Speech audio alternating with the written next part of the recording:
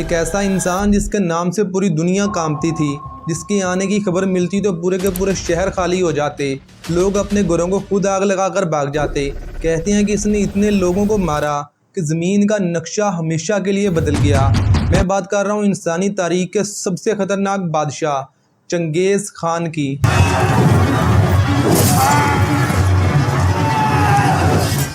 लेकिन ये कहानी किसी बादशाह की नहीं, ये कहानी है एक ऐसे लड़के की जो बचपन में भूखा सोता था, जिसके बाप को जहर देकर मार दिया गया, जिसे इसके अपने कबीले ने अकेला छोड़ दिया। तो सवाल ये कि आखिर ऐसा क्या हुआ कि एक कमज़ोर लाचार बच्चा इस दुनिया का सबसे खतरनाक फातेह बन गया और इसके बाद से आज तक कोई भी इंसान इतनी बड़ी सल्तनत नहीं बना पाया। तो आइए फिर आज की इस वीडियो में हम जानने की कोशिश करते हैं कि कैसे चंगेज़ खान एक मासूम बच्चे से इस दुनिया का सबसे ताकतवर और जालिम तरीन हुक्मरान बना।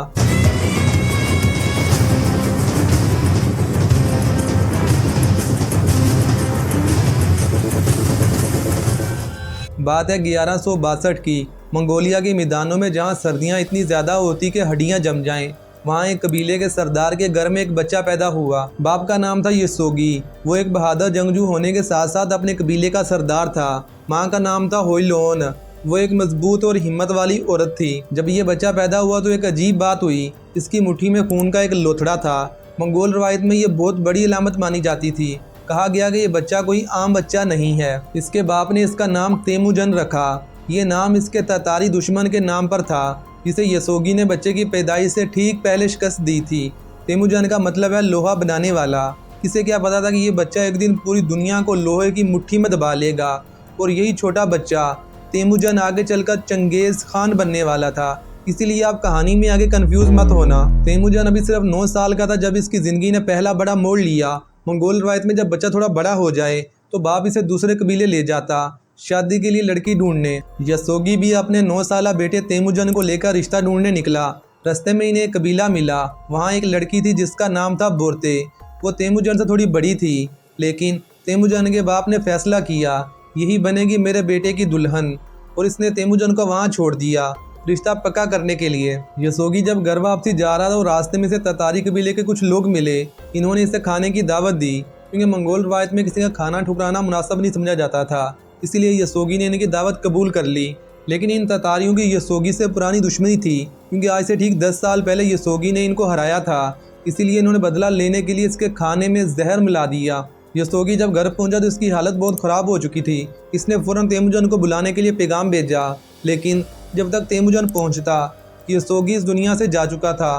पीछे था 9 साल का बच्चा बाप के बगैर। मंगोल मुआशरे में कुछ रवायात थी, जब कबीले का सरदार मर जाए तो अगर इसका बेटा बड़ा और ताकतवर हो तो वो कबीले का नया सरदार बनता था, लेकिन अगर बेटा अभी बच्चा हो तो कबीला किसी और को सरदार मान लेता था। यसोगी के कबीले ने बिल्कुल यही किया। इन्होंने कहा तेमुजन अभी बच्चा है, ये हमारा सरदार नहीं बन सकता, और इन्होंने तेमुजन की माँ होलोन और इसके सारे बच्चों को तनहा छोड़ दिया। ज़रा तसव्वुर करें कि एक औरत 5 छोटे छोटे बच्चों के साथ मंगोलिया के बर्फीले मैदानों में अकेली, ना कबीला, ना मदद, ना खुराक।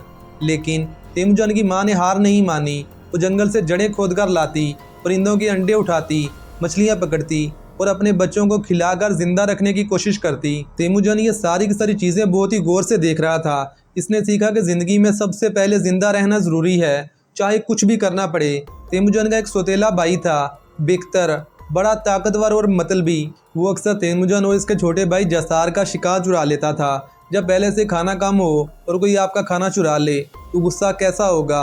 एक दिन तेमुजन और जसार ने मिलकर अपने सौतेले भाई को तीर मारकर कत्ल कर दिया। ये बहुत बड़ा लम्हा था इसके अपने ही घर में, लेकिन तेमुजन के लिए एक सबक था तो इसने हमेशा याद रखा, जो तुम्हारे रास्ते में आए वो दोस्त हो या दुश्मन, उससे हटाना पड़ता है। इसकी माँ बहुत रोई, बहुत डांटा, लेकिन तेमुजन चुप रहा। वक्त तेजी से गुजरने लगा। छोटा चंगेज़ खान बड़ा होता गया। जब इसके बाप के कातिलों ने देखा कि यसोगी का बेटा तो बड़ा हो रहा है और कल को अपने बाप की मौत का बदला लेगा, तो इन लोगों ने हमला करके इसे कैद कर लिया और इसके गले में तोक डाल दिया। वहाँ तेमुजन पर इतने जुल्म हुए कि अब मजीद वहाँ पर रुकना इसकी बर्दाश्त से बाहर हो चुका था। लेकिन तेमुजन एक मौके की तलाश में था। एक रात इसने अपने पहरेदारों को चकमा दिया और वहाँ से भाग निकला। वो एक झील में छुप गया, सिर्फ अपना चेहरा पानी से बाहर रहने दिया। और जब वो पानी से बाहर निकला तो वो पुराना तेमुजन नहीं था, वो मुकम्मल तौर पर बदल चुका था। इसकी कैद ने इसके अंदर एक ऐसी आग जला दी थी जो कभी नहीं बुझी। तेमुजन ने बोरते से शादी की, वही लड़की जिसके साथ इसके बाप ने इसका रिश्ता तय किया था। बोरते इसकी सबसे बड़ी ताकत बनी। वो सिर्फ बीवी नहीं थी, वो इसकी सबसे बड़ी मुशीर थी। लेकिन अभी तेमुजन को एक और ज़रब लगनी बाकी थी। शादी के कुछ अरसे के बाद ही मरकत कबीले ने रात को हमला किया और इसकी बीवी बोरते को अगवा कर लिया। ये महज एक डाका नहीं था, ये एक बदला था, क्योंकि आज से बहुत साल पहले तेमुजन के बाप ने मरकत कबीले से होइलून को अगवा किया था, जो कि आज के दिन तेमुजन की माँ थी। पुराने गुनाहों का हिसाब नई नस्ल से लिया जा रहा था। तेमुजन टूट तो गया, लेकिन टूट कर बिखरा नहीं। इसने अपने दो करीबी दोस्तों जामुका और टोगरल खान से मदद मांगी और इनके साथ मिलकर इन्होंने मरकत कबीले पर हमला किया और बोरते को वापसी ले आए। ये तेमुजन की पहली बड़ी फौजी कार्रवाई थी, लेकिन ये सिर्फ शुरुआत थी। अब तेमुजन ने वो काम शुरू किया जो इससे पहले कोई नहीं कर सका था। मंगोलिया में दर्जनों कबीले थे, हर कबीला दूसरे का दुश्मन था, किसी को किसी पर भरोसा नहीं था। लड़ाई, लूटमार, अगवा, यही इनकी ज़िंदगी थी। तेमुजन ने सोचा अगर ये सब एक हो जाएं तो क्या हो, लेकिन इन्हें एक करना इतना आसान नहीं था। इसने एक नई चीज़ की। इसने लोगों को इनकी पैदाइश की बुनियाद पर नहीं, बल्कि इनकी वफादारी और काबिलियत की बुनियाद पर ओहदे देने शुरू किए। ये आइडिया उस वक्त में एक इनकलाबी था।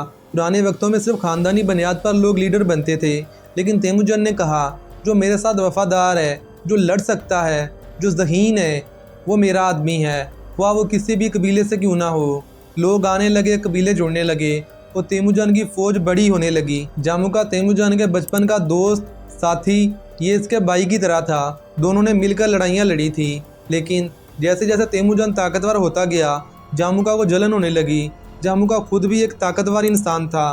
वो मंगोलिया का सबसे बड़ा लीडर बनना चाहता था, इसलिए दोनों में फासले बढ़ने लगे। 1190 के करीब तेमुजन और जामुका की फौजें आमने सामने आई। जामुका जीत गया और तेमुजन को शिकस्त हुई, लेकिन वो भागा नहीं, वो टूटा नहीं। इसने अपनी शिकस्त से सीखा, इसने अपनी फ़ौज को मज़ीद बेहतर बनाया और बिलाखिर जामुका को शिकस्त दी। जामुका ने मैदान जंग से भागने की कोशिश की, लेकिन उसके अपने साथियों ने उसे पकड़कर तेमुजन के हवाले कर दिया, क्योंकि वो जानते थे कि ये जीतने वाला है। तेमुजन ने जामुका से कहा तुम मेरे सबसे अच्छे दोस्त थे, लेकिन तुमने मेरे साथ गद्दारी क्यों की। जामुका ने मरने से पहले एक चीज़ मांगी, खून बहाए बगैर मौत। मंगोल रवायत में ये इज्जत की मौत मानी जाती थी, गर्दन तोड़कर मारना। चंगेज़ खान ने इसकी आखिरी ख्वाहिश मान ली और इसे इज्जत की मौत दे दी। इस तरह इनकी दोस्ती हमेशा के लिए ख़त्म हो गई। 1206 में तमाम मंगोलिया कबाइल के सरदार एक जगह जमा हुए और इन्होंने तेमुजन को एक नया लक़ब दिया, चंगेज़ खान। मतलब था पूरी दुनिया का बादशाह, समंदर जैसा ताकतवर। वो बच्चा जिसके गले में तोक डाला गया था, जिसके बाप को जहर देकर मार दिया गया, जिसके अपने कबीले ने इसे छोड़ दिया, आज वो पूरी मंगोल कौम का खान यानी बादशाह बन चुका था।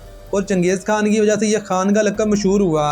और ये जो आज हम सुनते हैं इमरान खान, शाहरुख खान, सलमान खान, ये जो खान का लक़ब है ये चंगेज़ खान से शुरू हुआ था और आज तक पूरी दुनिया के अंदर मशहूर है। चंगेज़ खान सिर्फ बहादुर नहीं था, वो इंतहाई ज़हीन और मुनज़्ज़म था और इसने अपनी पूरी फ़ौज को एक बिल्कुल नए अंदाज में छोटे छोटे ग्रुप्स के अंदर तकसीम किया। 10, 100, 1000, 10,000, हर ग्रुप का एक अलहदा कमांडर। हर सिपाही जानता था कि उसने क्या करना है और कब करना है। मंगोल जंगजू दुनिया के बेहतरीन घुड़सवार थे। वो घोड़े पर दौड़ते हुए पीछे मुड़कर तीर चला सकते थे, पूरी दुरुस्तगी के साथ। तो चंगेज़ खान ने एक और चीज़ की, जासूसी का निज़ाम। हर शहर और कबीले में इसके जासूस होते थे। वो दुश्मन की कमज़ोरियाँ पहले से जानता था। और सबसे बड़ी चीज़ साइकोलॉजिकल वारफेयर। वो दुश्मन के शहरों को पैगाम भेजता, हथियार डाल दो, हम तुम्हें माफ़ कर देंगे, ज़हमत करोगे तो हम कुछ नहीं छोड़ेंगे। ज़्यादातर शहर बगैर लड़ाई सरेंडर कर देते थे। इस वक्त तक चंगेज़ खान के पास एक बड़ी फ़ौज तैयार हो चुकी थी और वो एक बड़े इलाके पर कब्जा भी कर चुका था। इसलिए अब चंगेज़ खान ने 1211 में चीन पर हमला कर दिया। उस वक्त पूरा चीन काफ़ी छोटे छोटे कबीले और सल्तनतों में बटा हुआ था। इसीलिए चंगेज़ खान ने एक साइड से लेकर कब्जा करना शुरू किया और 1215 तक चंगेज़ खान बीजिंग तक पहुंच चुका था। यानी सिर्फ 4 साल के अंदर इसने पूरे चीन पर कब्जा कर लिया। चीन से फारग होकर चंगेज़ खान ने मुसलमानों की सल्तनत का रुख किया। ये तारीख का वो बाब है जो सबसे ज़्यादा खूनरेज़ बना। चंगेज़ खान ने मुसलमानों की ऐसी कमर तोड़ी कि मुसलमान अगले कई सदियों तक खड़े नहीं हो पाए। मुसलमानों की ख्वारिज़मी सल्तनत, जिसमें आज का ईरान, उज़्बेकिस्तान, अफ़गानिस्तान और इसके आसपास का कुछ इलाका शामिल था, उस वक्त ये बहुत ही ताकतवर और मालदार सल्तनत थी। इसके शहर बुखारा और समरकंद दुनिया के सबसे बड़े तजारती और इल्मी मराकज़ थे। और एक बात जो शायद आप में से बहुत ही कम लोग जानती होंगी कि शुरू में तो चंगेज़ खान की मुसलमानों से तजारत की ख्वाहिश थी। इसने ख्वारज़म के बादशाह के पास एक तजारती काफिला भेजा, इसमें 500 ताजर और एक सफारती वफद था। ख्वारज़म का बादशाह बहुत ही मुतकब्बिर था। इसने देखा कि ये नंगे पुंगे आदमी मेरे महल में कहाँ घुसे आ रहे हैं और ये कहाँ हमसे तजारत करेंगे, कहाँ हम और कहाँ ये जंगली आदमी। ख्वारज़म के बादशाह शाह मोहम्मद ने ये काफिला लूट लिया और तमाम ताजरों को कत्ल करवा दिया। साथ ही इसने चंगेज़ खान के सफ़ीर की गर्दन उतार कर वापसी भेज दी। ये इसकी बहुत बड़ी गलती थी, बहुत बड़ी गलती। और जब चंगेज़ खान को पता चला तो इसने कहा मैं बदला लूँगा, ऐसा बदला जो तारीख भूल ना सके। 1219 में मंगोल फौज ख्वारज़मी सल्तनत पर टूट पड़ी। बुखारा तबाह, समरकंद तबाह, मर्रा तबाह, निशापुर तबाह। हिस्टोरियन लिखती हैं कि इन शहरों में लाखों लोग मारे गए। बाज़ अंदाज़ों के मुताबिक ख्वारज़मी सल्तनत में 1 करोड़ से ज़्यादा लोग हलाक हुए। ये दादोशुमार सुनकर रूह कांप जाती है।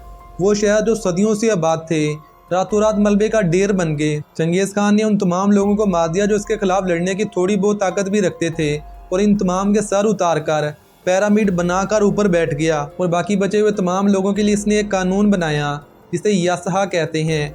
वो तमाम लोग जो हमारी सल्तनत के अंदर रहते हुए तिजारत करेंगे और हमें टैक्स देंगे, इनका मालो जान महफूज रहेगा।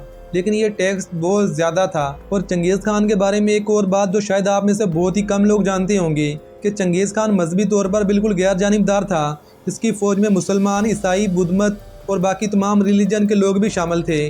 वो खुद टेंकरियम का पैरोकार था, यानी आसमान की पूजा करने वाला कदीम मंगोल अकीदा। इसने कभी भी किसी को मजहब की बुनियाद पर कत्ल नहीं किया। जंग में मज़ाहमत करने वालों को इसने इबरतनाक मौत दी, लेकिन मजहब की बुनियाद पर किसी को नहीं। और भी चंगेज़ खान की फौजें तीनों सिमतों से निकली। एक जानब वस्ती एशिया और ईरान मुकम्मल तौर पर फतह, दूसरी जानब जनूबी रूस तक हमले, तीसरी जानब ये अफगानिस्तान और हिंदुस्तान की सरहदों तक पहुंच गए। जब चंगेज़ खान मरा तो इसकी सल्तनत 1 करोड़ 10 लाख मुरब्बा मील से ज़्यादा फैल चुकी थी। आज का पूरा यूरोप 3.5 लाख मुरब्बा मील है। पाकिस्तान सिर्फ 3,70,000 मुरब्बा मील है। तो आप इसी से अंदाज़ा लगा सकते हैं कि कहाँ पूरा पाकिस्तान 3,70,000 मुरब्बा मील, जबकि जो मंगोल सल्तनत थी चंगेज़ खान के टाइम पे वो 1 करोड़ 10 लाख मुरब्बा मील तक फैल चुकी थी। साल 1226 में चंगेज़ खान की उम्र 60 साल से ऊपर थी। इस उम्र में भी ये खुद मैदान जंग में लड़ने के लिए निकला। मंजिल थी वेस्टर्न एक्साई। रास्ते में ही 1227 में चंगेज़ खान का इंतकाल हो गया। चंगेज़ खान की मौत आज भी एक राज है। बाज़ हिस्टोरियन कहते हैं कि चंगेज़ खान घोड़े से गिरा, जख्मी हुआ और बाद में मर गया। बाज़ कहते हैं कि नहीं, वो बीमारी से मरा। एक रवायत कहती है कि वेस्टर्न एक्साई में एक शहजादी ने इसे जहर दिया। ये भी उसी तरह मरा जैसे इसका बाप मरा था, जहर से। चंगेज़ खान ने वसीयत की थी कि मेरी कब्र कहाँ है ये किसी को ना बताना। इसकी कब्र कहाँ है आज भी किसी को नहीं पता। पूरी दुनिया के माहिरीन ने कोशिश की, लेकिन चंगेज़ खान ज़िंदगी की तरह मौत के बाद भी नाकाबिले तस्कीर रहा। और कुछ मंगोल रवायात में तो ऐसा भी मिलता है कि वो तमाम लोग जो चंगेज़ खान की आखिरी रसूमात अदा करने के लिए गए थे, बाद में इनको भी मार दिया गया ताकि चंगेज़ खान की कब्र का किसी को पता ना चले।